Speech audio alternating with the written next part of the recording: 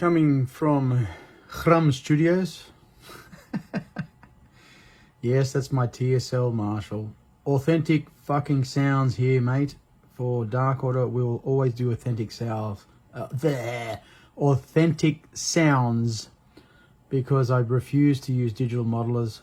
I fucking hate the IR loaded things that people plug their valve heads into. That's still not authentic. So this guy is still, as I mentioned a million times before, it's still going into the Silent Sister, which is underneath all those damn blankets. Not into that Marshall cab. That's just a little extra bit of baffle. So is my old road cases and my other quads. But underneath there, look it up online. Rivera Silent Sister. It's an isolation cab with a single 12-inch driver and two mics you can place in there. So what mine came loaded with is the same speakers that come in the standard Marshall cab, which is the T75. And I know there's people out there go, oh, I don't like T75, it's very scooped sounding, it's shit and blah blah blah, you should get the vintage 30. Well, that depends on the cab you stick it in, right? Because I've heard vintage 30s at my mate's place, Charles Celia, in different cabs. I prefer them in Bogner cabs. His favorite is in a Randall cab, which is goddamn bright. Makes my blue TSL, because I got a blue triple super lead, my first one. This is the second one that I own, the black one. The black one has more animal. It's much closer to a JCM 800 2203 head than my blue TSL. So this is the thing, digital modelers. People who use digital modeling, you say, I've got that amp in my digital modeler. No, you don't. Because every single valve head is a unique individual. Believe it or not. Whether you like that fact or not, it's a unique individual, because there's so many components in there that alter the sound. So many things. It's a sum of a whole bunch of gadgets. Gadgets, you know, transformers, tubes, resistors, plate resistors, bias, the whole goddamn thing. Plus, I use Colossal cable, speaker cable. I use the Helios cable. Shout out to Colossal cable. I've done this whole album using Colossal cable's Brooklyn cable, which is this guy, and the patch cables, Brooklyn cables, and the speaker cable is the Helios cable, which is the slightly cheaper version of the Colossus that they do, the real big thick speaker cable. The difference is, main difference is the gauge of speaker wire, but they're both cryogenically frozen. They're both silver braided copper and so forth. Anyways, so yes, so now after my babble about tech and why Dark Order is authentic, now I'm going to show you the progress of a song that we're doing on the album called Freedom Captured. I'm sorry to all our fans that recording this album's taking forever, but damn, I am so finicky about everything. I want everything to be as A grade, triple A grade, if that's possible, because by the time an album comes out, it'll be forever. And yeah, so it'll be forever, and you'll get the best product that I can produce. I'm doing the best I can. So let's click this and have a listen, hey? Let's see what it sounds like. Hopefully it's loud enough.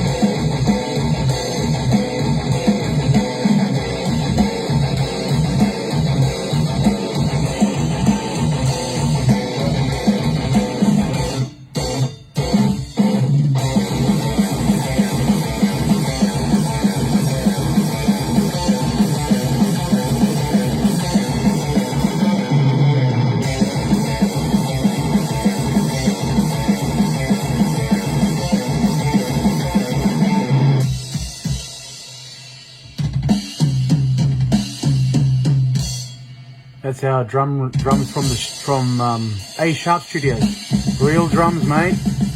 Mixture between a Ludwig and a Pearl kit. Whole bunch of different components. Just the raw drum sound, not even EQ. And that's just a stem track. It's not even a proper mix.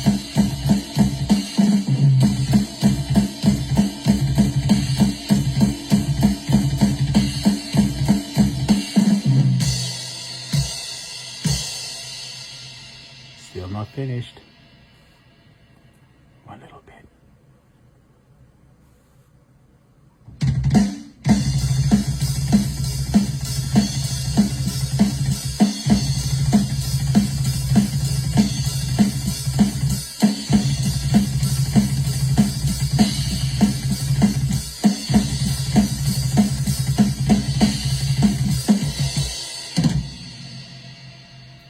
So, there you go. That's where I've gotten up to with guitar track 1. And obviously, once I finish this, I have to do the second guitar track, the second rhythm guitar track.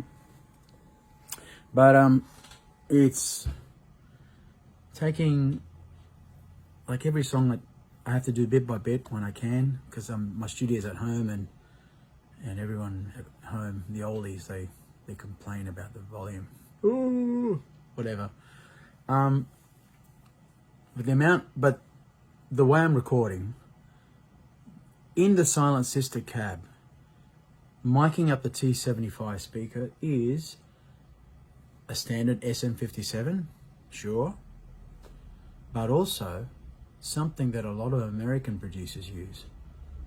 Well, some engineers, according to Charles Cillia, who's building my new guitar. He told me about the Beyerdynamic M88 mic. It was designed as a kick drum mic, though for I don't know how long. In America, a lot of metal, hardcore people have been using the Beyer M88, Beyerdynamic M88 mic, and it's the most natural sounding mic I've heard in my life.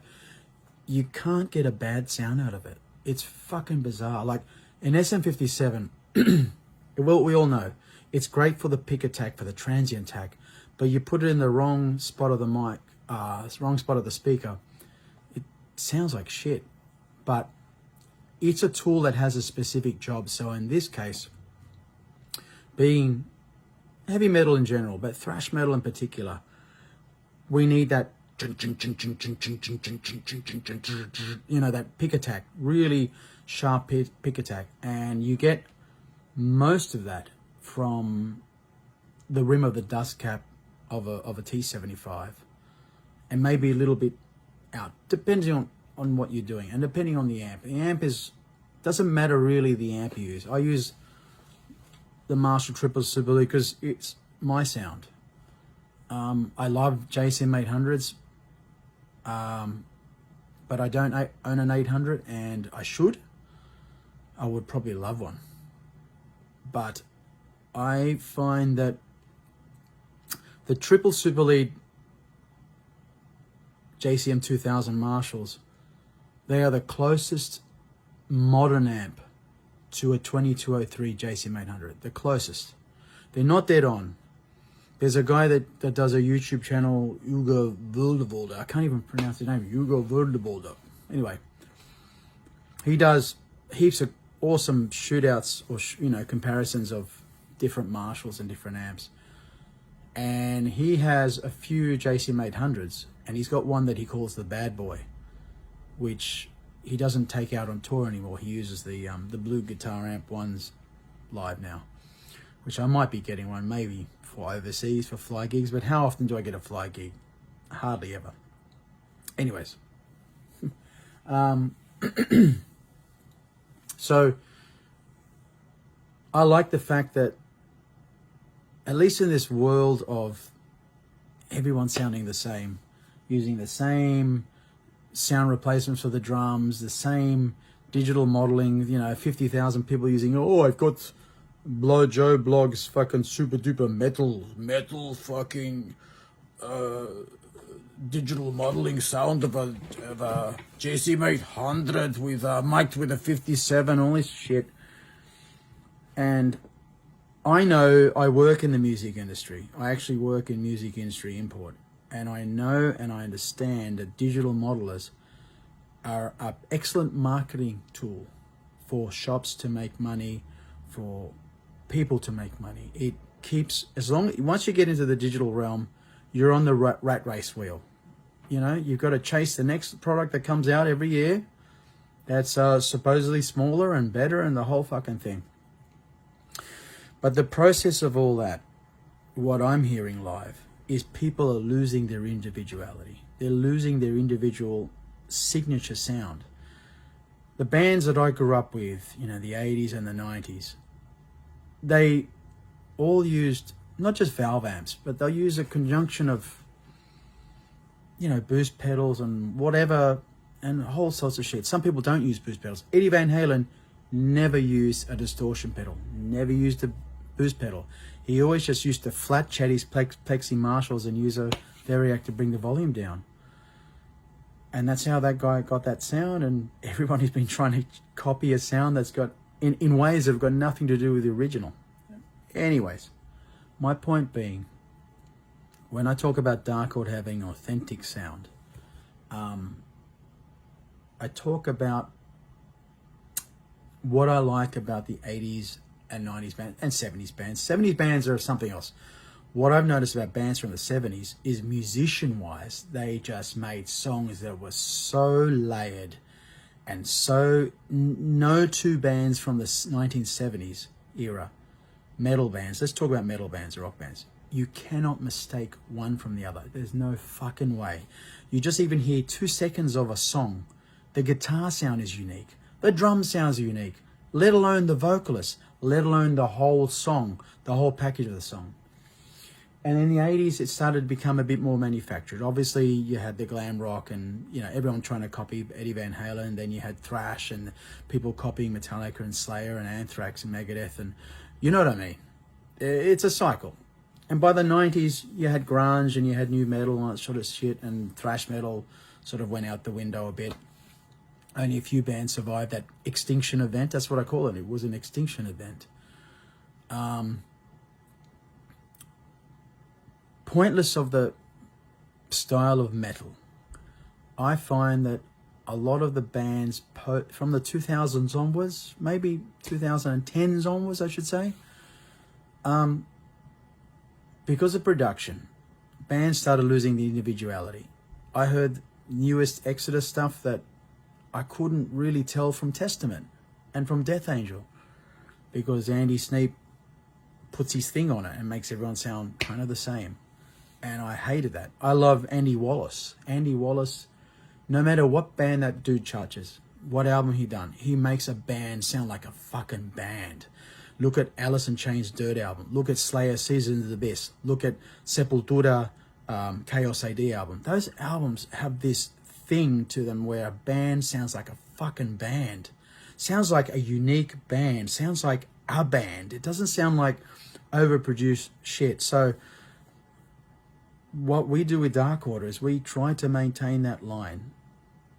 Using Marshalls, using real drums, trying to avoid click tracks as much as possible. Like on Cold War the Condor, there was only click tracks in the intro of the song, and then the song, as we would do a take, we would take off and we'd do the whole song without a click track. So that's why that album's got so much mojo. And so is the first album, 5,000 Years of Violence. The second album, our then drummer at the time, Vlad, brought the European thing in where everything had to be to clicks. And I'm Latin American, man. Latin Americans don't play to clicks, man. You know, we are more about capturing a moment. That's why Cold War the Condor, we did 5, 6, 7, 8, 9 takes of a song. And we would take the best version and then maybe try to cut other parts into the song, which was hard without a click track, but it sounds fucking great. That album's got mojo. Fucking zancudos, man. Zancudo, conche tu madre. Fuck, I hate mosquitoes, man. Los zancudos me comen como como McDonald's, man, con papa frita, man. Anyways, so what you just heard now is I record guitars just like as if I was doing it to 2-inch reel-to-reel tape. You do as much as you can. You drop in your mistakes. You play through the whole thing. We don't copy and paste like a lot of modern bands do. There is a couple of little chords, and instead of me at this time of night, I can't make noise, so I just went and found a chord somewhere early in the song that sounded cool, and I maybe in a couple of spots in this song, just a couple of spots, dropped it in, because it's still me playing it, but it's still not this perfect thing. There's this variation. You know, I think with albums, it's about capturing a moment, capturing a band. It's like filming a big bonfire.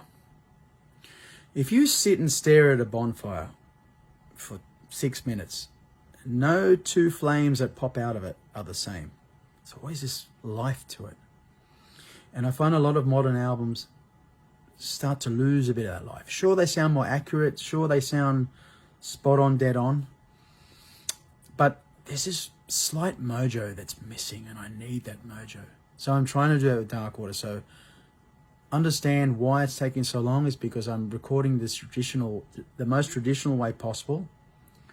And bands in the old days who used to have big budgets with big record labels, you know, they not make any money back, but you know, they get allocated, I don't know, $50,000 as an advance, and they have to do an album and the whole shit. Being 2024, there's a lot of technology we can definitely use at home now. So we recorded the drums in the proper studio with the great mics, the great Valve mic preamps, just fucking brilliant stuff. But I learned, I am an audio engineer, and I observing and learning and realizing that recording guitar sounds, I've done previous albums where they've mic'd up 2 of my cabs with 5 mics, one album, and the album before that, the Violence Continuum, he mic'd up 8 fucking mics on my 2 cabs. And that was a method that was, some engineers swore by. They would just pull back mic, you know, they'd mic it up. Then they not use mics they didn't like in mixing, which made sense. But if you didn't check your phasing with your mics, you're fucked. So the more mics you add, the more phasing issues you have. So what I've done now is, with the rhythm guitars of this album, the SM57 and the M88 mic, on the computer, I can, before I started recording the album, I checked the phasing. Simple as that. And got the phasing spot fucking on. So, you know. Now, the guitar sound you just heard now is raw. There's no EQing. There's no levels.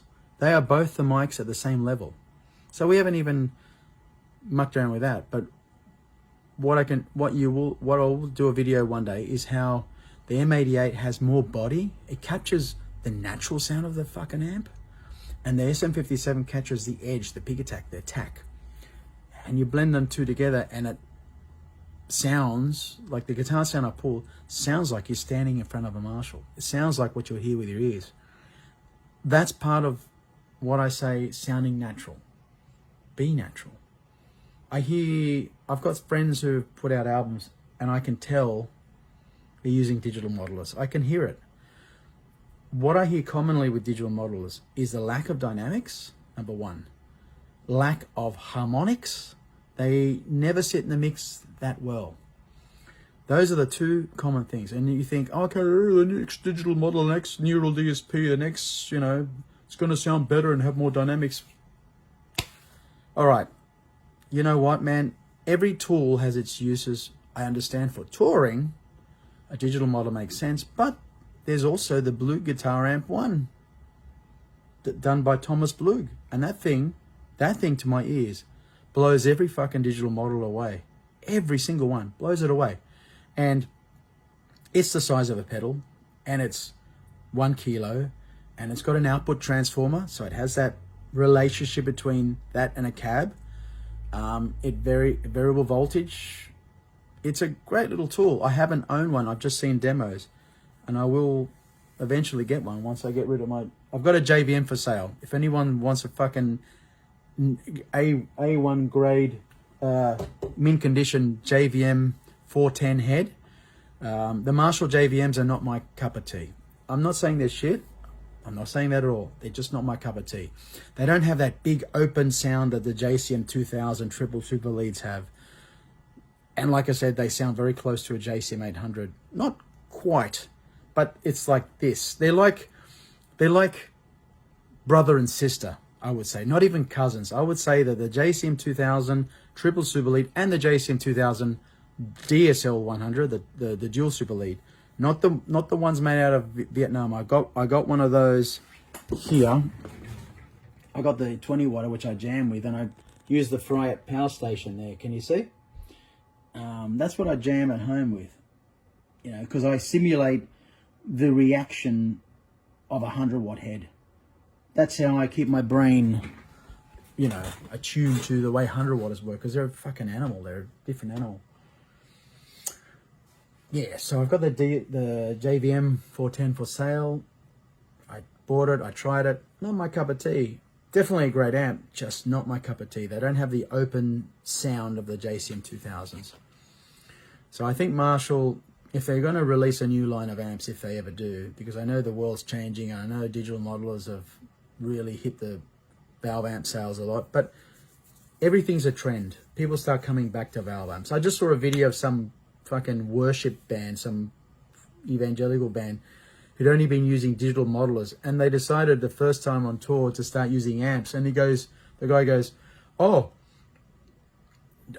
what's the difference between the modelers and the real amps? He goes, oh, when we switch from digital modelers to the real amps, the sound just opens up. It doesn't sound like a, you know, it doesn't sound like I'm under it sounds like this is digital models. It sounds like I'm a blanket. And that's basically because physics, it's like trying to simulate real fire.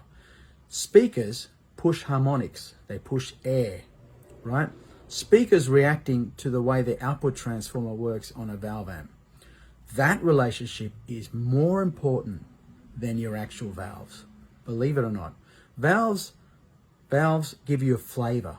I like this valve, I like that valve, I don't like this valve. That's your flavor.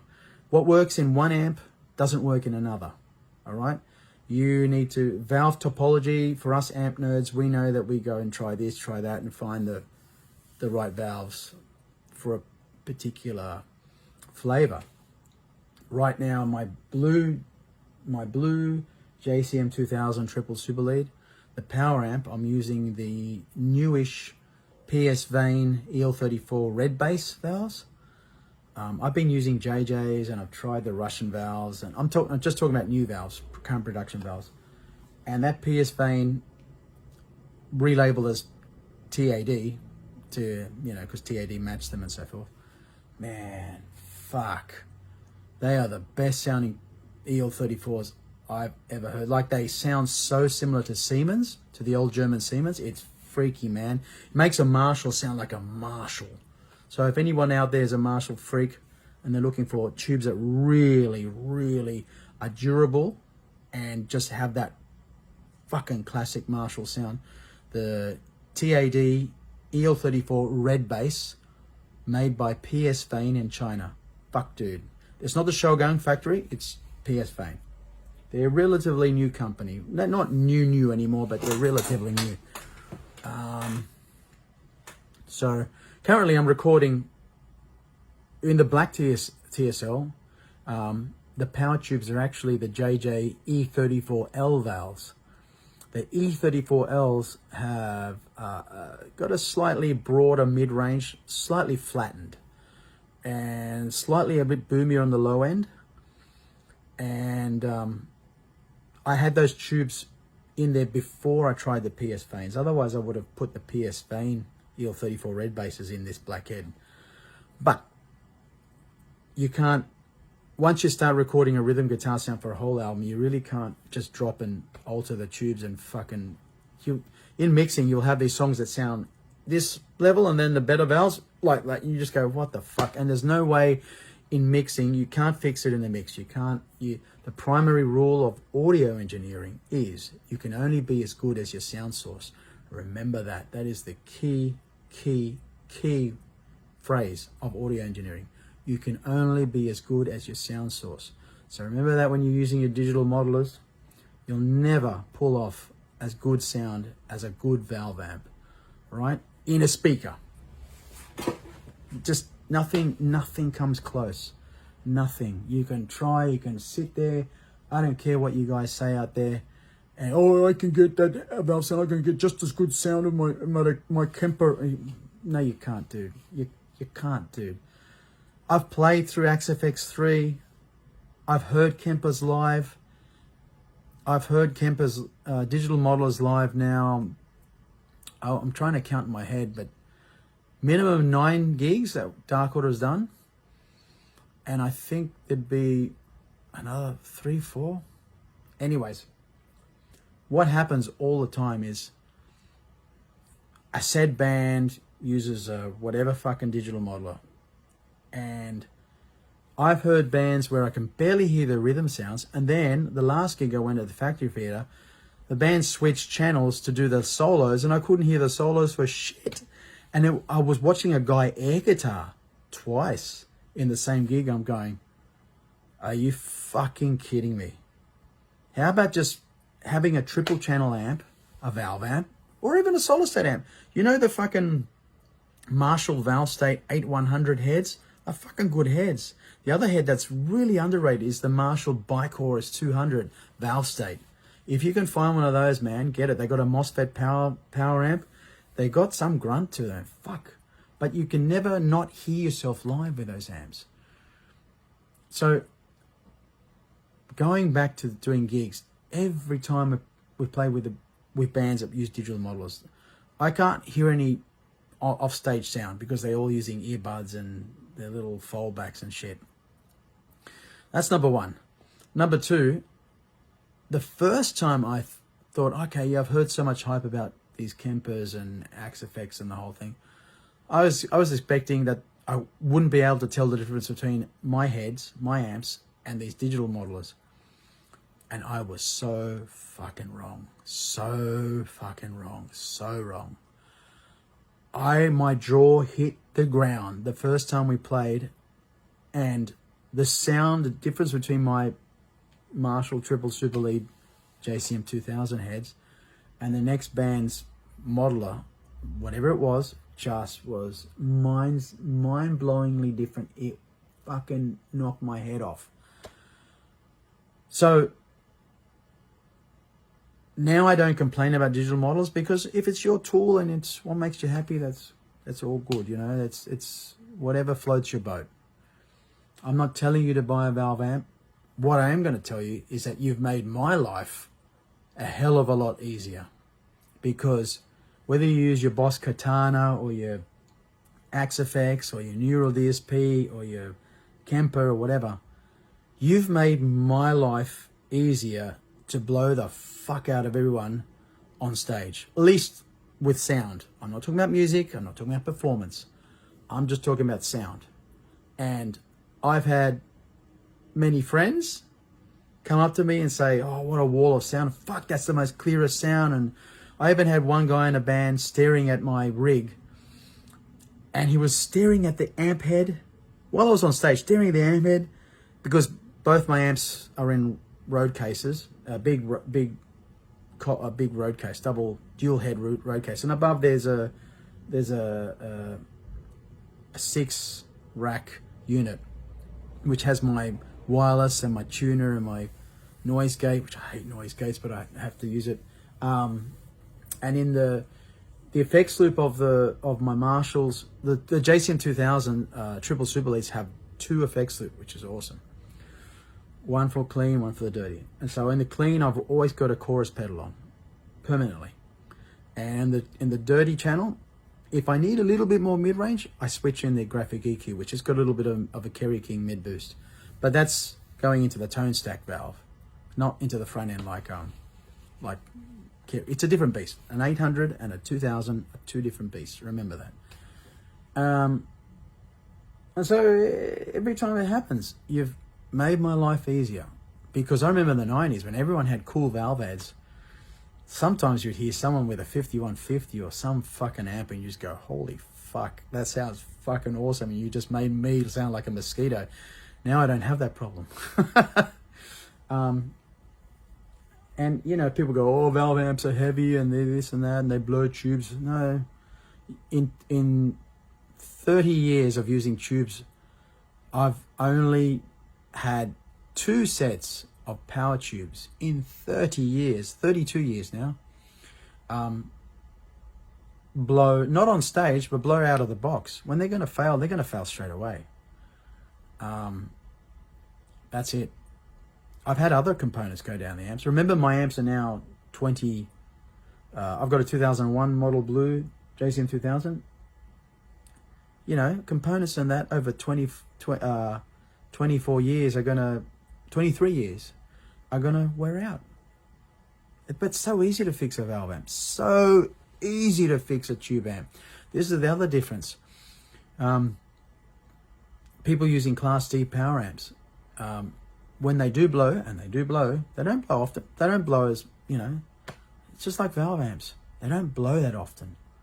People, it's just a myth. It only happens if you don't look after your amps. Doesn't matter if it's solid state, digital, or valve. If you don't look after your fucking shit, it's gonna fucking die. But I've seen at an amp repair joint when a Class D power amp blows, you have to buy the whole fucking circuit board. And the circuit board is ridiculously expensive in some brands. Like one brand, Mark Base, was like $1,000. I was like, holy fuck. A set of power tubes is $230. And I can buy, and in the triple super leads, I can buy a set at home. It's easy fix. Anyways, so me babbling on. I'm not knocking bands that use digital modelers. Like I said, if that's the tool that floats your boat, more power to you. All I'm telling you is you've made my life easier to have a fucking killer sound. Just like now I rock up to a gig and I don't even have to worry about the quality of our sound. All I have to worry about with Dark Order is, fuck, are we playing tight? Can we hear the drums? Can I follow everything? Is the engineer giving a shit? All those sorts of usual shit, you know. So,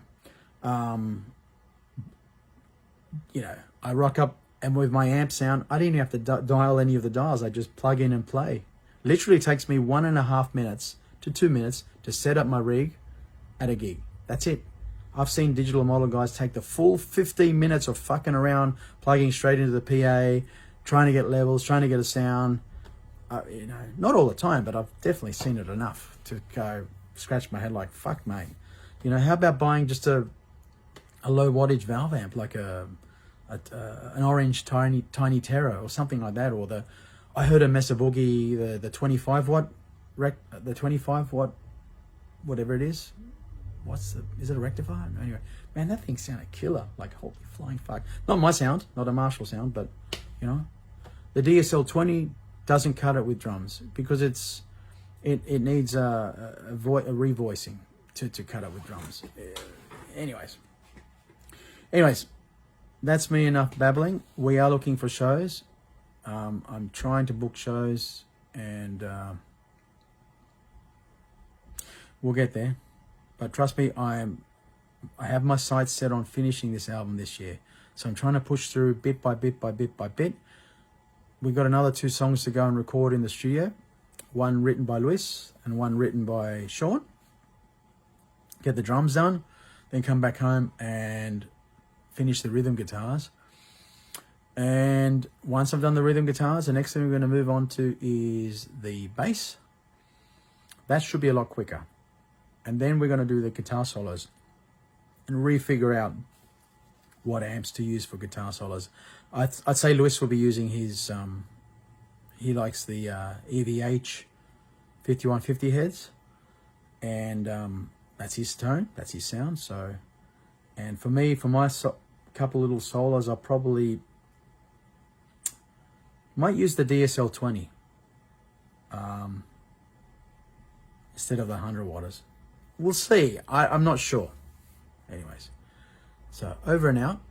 I know it's been a long video, but you know, if you've got questions about tube amps and recording and stuff like that, and feel free to send me a message, man. I'm an amp nerd. Like my friends, I've got a couple of mates who are complete amp nerds, and all we talk about is speakers and valves and output transformers and mains transformers and all that kind of stuff. You know, because it makes a fucking huge difference. Anyways.